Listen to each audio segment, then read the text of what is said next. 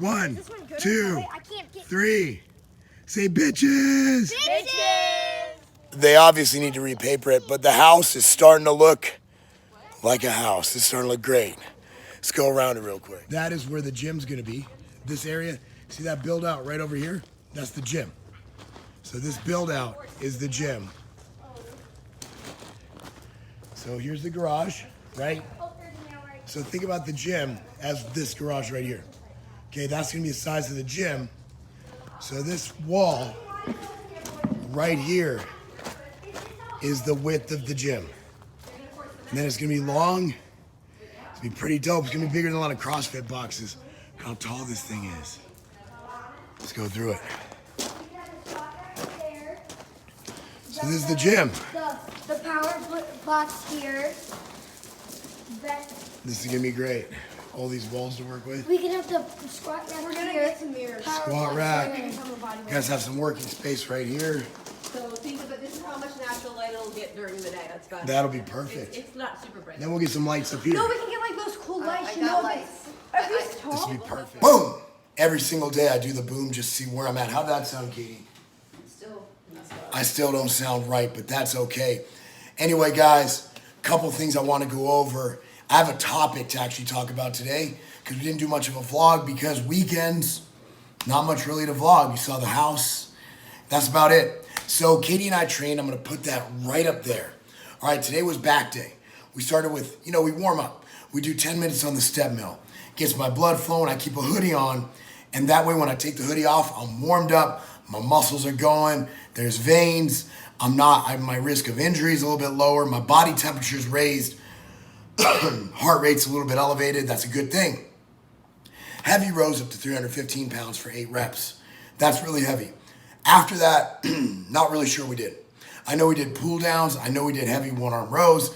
Basically, we went hard. Rep ranges are anywhere between 8 and 20 reps. My reps have gotten higher because I'm not worried about strength and power for boxing anymore. All I'm worried about is, boom, hypertrophy. I want to have big muscles. I want to be full. I want to be hard. Hypertrophy rep range is going to be higher, between 8 and 15 to 20 reps. Whereas any stimulus will stimulate hypertrophy. The most optimal stimulus for hypertrophy is going to be in the higher rep range. 6, 8, 10, 12, 15 reps. Over 15 becomes more cardiovascular aerobic versus anaerobic. However, I will argue the current studies say that as long as you're going to muscular failure, fatigue, you are going to elicit hypertrophy, whatever the fuck you want to call it. So that's my back workout. Training split for the week. Tomorrow, Katie and I have quads. Tuesday, we are off. Wednesday, I am flying to LA. As soon as I land, I'm going to be picked up, whisked away by the one Mac truck. Mac truck and I are going to train some shoulders.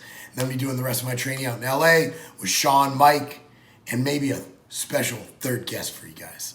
So it's going to be a really, really, really fantastic trip to LA with Ambrosia. We have a huge announcement to make to you guys. It's going to blow your mind.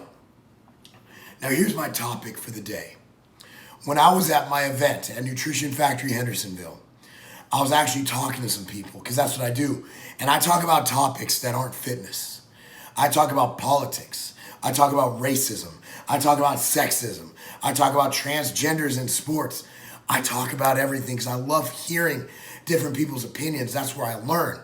I learn by listening. I learn by discussing. If you guys have ever been to one of my events, you know there's a lot of jokes, a lot of fun, a lot of uncomfortable topics that actually become fun because we all learn from each other and we're not judgmental on other people's opinions. So I was talking to a black gentleman, right?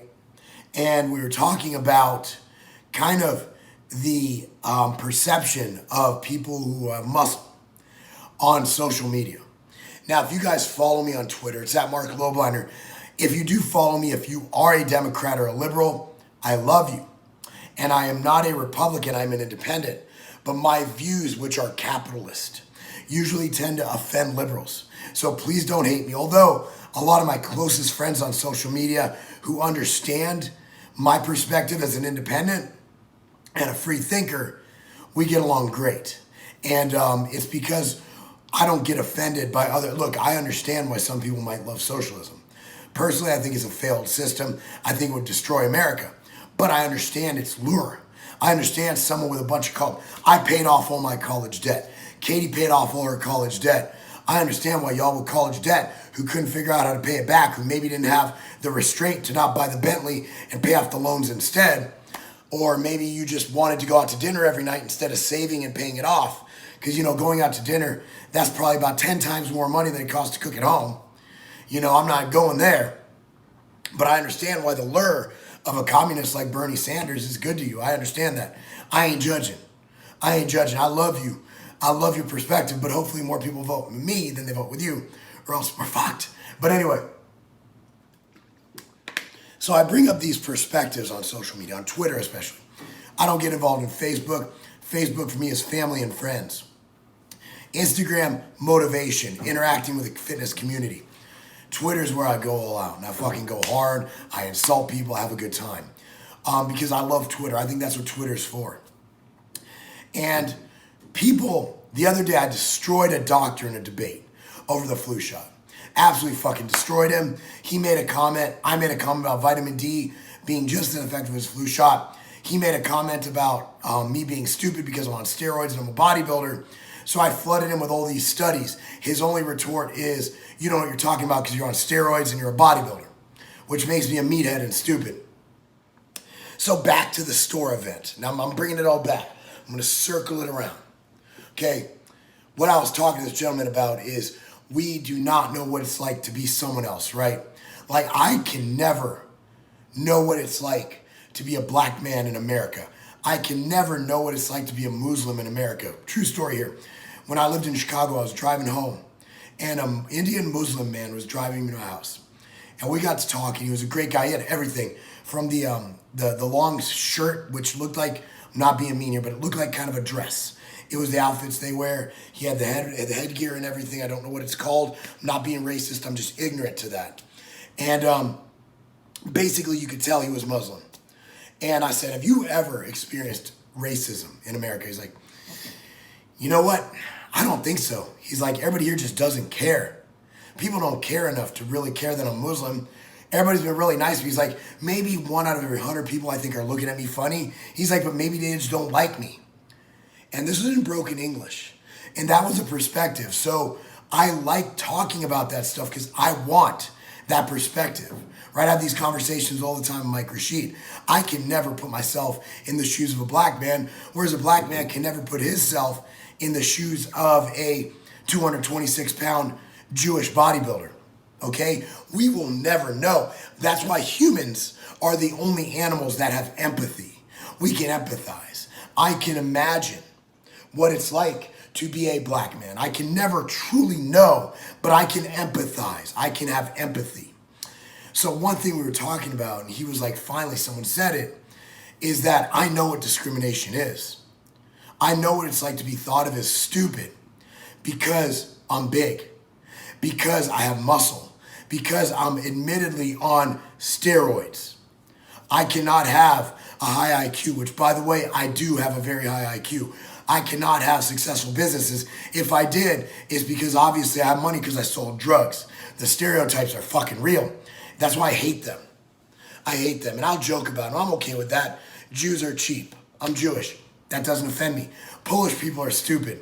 I'm Polish. Doesn't offend me. Black people have big penises. If I was black, I'd be really happy with that one. Asians are good at math. Not seeing anything wrong with that one.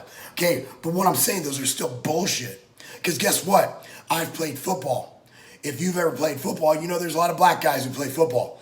I've showered and seen a lot of black penises in my days. Seen a lot of white penises. Guess what? There's large black dicks. There's large white dicks. At the end of the day, we're all individuals. We're all unique. And if you look at the basis, if you look at the historical origins of race, it's because of pigment. It's melanin. Even if you look biblically, forget evolution. Biblically, you know, the ancestors of Ham are from Africa. Ham went to Africa. You have the Abrahamic and blah, blah, blah, right? Why the fuck are Africans darker? Why are Ham's descendants darker than the other twos?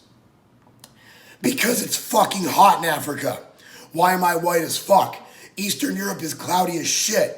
I guarantee you, in a few centuries, if everybody in Chicago stays in Chicago, it's cloudy 300 out of 365 days a year. Everybody in Chicago is gonna be fucking whiter than a ghost because there's no fucking sunlight. All it is an evolutionary protective system against the sun. Melanin. Yet somehow we have stereotypes about that. Drives me fucking insane. Unless you're a fucking DNA specialist, you wouldn't be able to take my DNA from fucking Shaq's DNA. Okay? I couldn't tell. Could you look at a molecule of DNA and be like, oh, well, that's for sure a fucking black guy right there. So what I'm getting at is that stereotypes are wrong no matter fucking what. I don't care if you're stereotyping me because I'm a bodybuilder, because I have muscle, because this, because guess what? I will debate your ass in politics, religion, history. I am the king of stupid fucking facts. Ask my wife. I know the stupidest shit because I've read thousands of books, because I'm a voracious reader. Haven't read that many lately, but I listen to them when I drive. I just don't have the time. But I used to read all the fucking time. Okay? I watch documentaries. I like learning. You want to know someone who knows a lot of shit? Mike Rashid. Would you believe that that guy has more knowledge about obscure fucking topics? Like, we'll be like doing something random. Like, oh, you know, well, back in the 1700s. But I'm like, what the fuck? You know, you can't judge a book by its cover. You can't assume that because I'm a fucking bodybuilder, that I'm a fucking Polish Jew, that I'm whatever, that I'm a certain way. We're all unique. We're all different. We're all special. Same with bodybuilding, right? Everybody goes, hey, Mark, I want to do your exact training program. I want to eat the same way you do. Guess what? If most of y'all ate 500 grams of carbs, 300 grams of protein, 100 grams of fat, I don't give a fuck how many steroids you're on, you're going to get fat as fuck. Why? Because I'm different than you. But guess what? It doesn't matter. Stereotypes are wrong. So to Twitter, all the people who come at me, first thing when you lose a debate, oh, well, you're a meathead, you're on steroids. Take more steroids, meathead. You need more steroids. I have one simple message, and it's a very, very, very loving message from my heart, and that's fuck you. You know, there's nothing right about stereotyping someone about the way they look. That's not cool. That's not right. That's offensive. That's stupid. That's ignorant. Because at the end of the day, man, unless you believe in reincarnation, and I'm agnostic, so I'm pretty on the fence about that. We only have one go on this earth. Do you really want to spend your time on earth being an elitist piece of shit who thinks that certain people, because of how they look, are different or inferior or worse than you? Do you want to go your whole life not hanging out with a group of people because they're different, because their skin's darker or their skin's lighter? I'm seeing issues now. People don't want to hang out with white people anymore. Why? Why not? I went to, dude, there was a guy who actually played in the NFL. I played football with in high school. You know what I'm talking about, Ryan? Not gonna say his last name. Dude's white as me. He's half black. You'd see him, you'd assume, oh, that guy has no clue what it's like to be black. Dude, his dad has an afro. Right? Is his dad or his mom? Dad. If I recall, his dad is black. You can't judge. Do you know that I have black cousins? That there are Lobliners running around who look just like me, except with black face. Shit you not. My cousin David looks like me with black face. That shit just drives me nuts. I know this is beyond the scope of this vlog, but no, it isn't. Because we're all individuals. We all need to do what's right for us, but I encourage you, I need to take another 3 minutes. Give me 3 minutes, guys. And my kids have left the apartment because I have no space to do my vlogs. So hopefully they don't get mad at me. When I started in this company, first thing I did is I linked up with Big J, Chris Jones, Vince Garza, the swole nerd, remember him?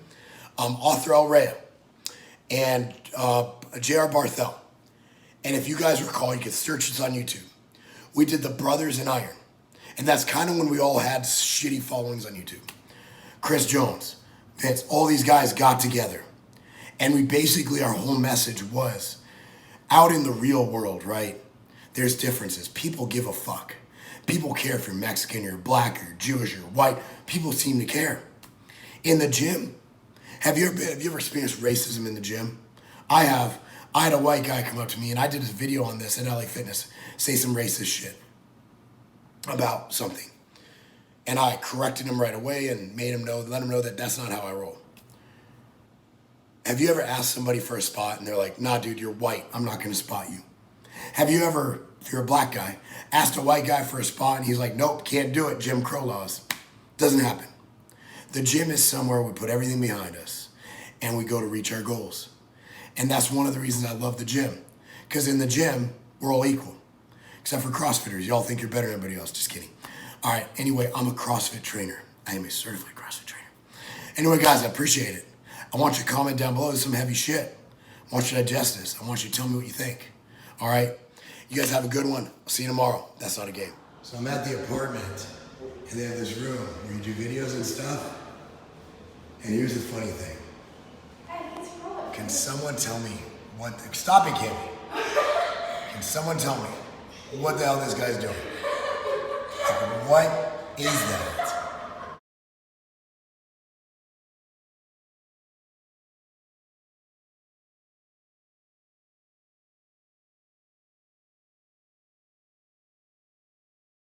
Stone Cold Steve Austin. Look who I ran into in LA. Good to meet you. I've been watching your videos a long time. Tell me about this protein bar. So it's the Outright Bar, man. It's all natural ingredients, made with real food.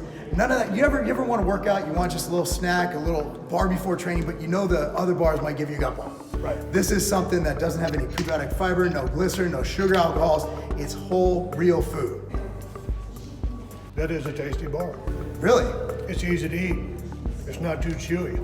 Normally eat something like this with a big ass glass of milk. That's good. So it's like a That's really cookie. good. No, it's not good. If you want, we also have the, want to try the almond butter one while we're here? Love to. All right, so this That's a is, badass bar. this is made with almond butter, Steve. That's a one or two. Really? He's badass. Good protein bars. Where can people find these? Well, they can find it at any retail stores. You can find it at tigerfitness.com. Two badass protein bars. So they get two double middle fingers up from Stone Cold Steve Austin, and that's the bottom line.